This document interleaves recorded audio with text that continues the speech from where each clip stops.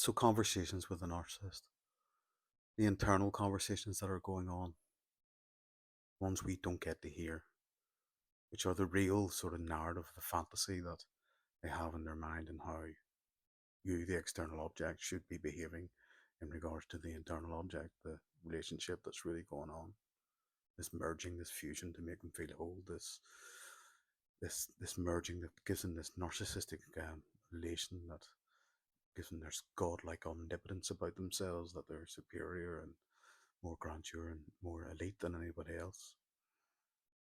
To really make that work and for you to understand how that affects your external conversations, let's look at the way they hear you. Because when a narcissist and you are having a conversation, and if you're not being congruent with the internal fantasy, and your words are now starting to cause the narcissist some anxiety and shame, which is being met with insults or devaluation. Well, the narcissist, whenever they take your conversation in, they transmute it. So they put it through this grandiosity filter. And once they've transmuted it and cut it up, they will take it and hear it as they need to. I.e., I'll hear it in a way that justifies my reaction. And then what they do is they will use all other conversations that they've had with you, and it's normally centered around conversations that's only happened with you or them, and they will chop up parts of those conversations and the words that have been used now between you and them, and they will put them back together again to suit the internal narrative, to suit the internal fantasy, to suit the grandiosity that sits with that internal fantasy.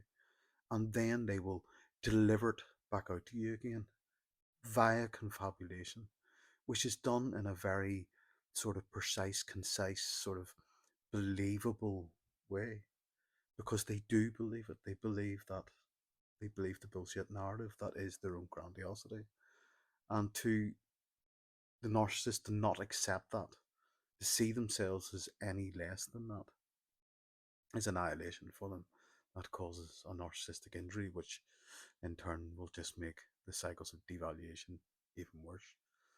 So when we start to understand that the conversations that they're having with us are just the regulator of their internal turmoil and the fantasy that now exists between that internal fantasy and you, the external object, which is causing disruption internally between these three objects: the false self, the fictional sense of mum, and the now merged, idealized version of you, which is there's a grandiosity gap which is now starting to appear and get wider and wider. So as you start to go through these series of confabulated gaslighting by equivacy, which is what it's called, series of events that you've been sort of flip the ego states down into your child ego, you can see now how your mind starts to get colonized by their words, because your self doubt is starting to rise, your anxiety is starting to rise, your libido pull towards this exciting but rejecting object is starting to get stronger. So that's your hope starting to get ignited. And this drawing towards that rejecting, exciting object, while in defense of the bad object and internalizing all the bad, is really what's causing so much disruption with us internally. And over time, all these various processes that have been going on in their speech patterns of regressing you back to your childhood ego, using confabulation during arguments, conflicts, gaslighting by equivacy, various other speech patterns like repetitive messaging, tone, and so on and so forth. It just fills up your mind if you have sort of co-signed to agree to negate yourself further and further and further. And our ego defenses kick in. We deny ourselves. We deny the situation that's going on around us. We withdraw.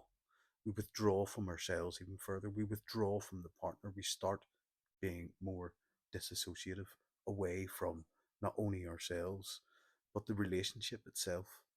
We start seeing ourselves in a very, very different light. We start blaming ourselves for everything. We start being hypercritical of ourselves. And you'll notice this, and if you remember back towards the end of the relationship, that was something that sort of just creeped up. And then as the abuse got more and more, and these scenarios of um, the confabulation and the gaslighting by privacy and all the other speech patterns that have been so viciously and so carelessly thrown upon us, we're now going to start getting projectively identified upon as the persecutary object, as we now get turned from the idealized object inside of them to the persecutary object, which they now need to discard. And they now project now all their traits and all their behaviors, as now start handing that over to us in the hope, with the intent of it being accepted. This is what narcissistic abuse is. It is this cycle of using their own behaviors and traits by engulfing another, by taking over the mind, by synchronizing the brains, by getting us to behave like they do with the behaviors and traits that it's not possible for them to accept it, because it reminds them of their mother and it identifies them with their mother, with that object that broke them in their life.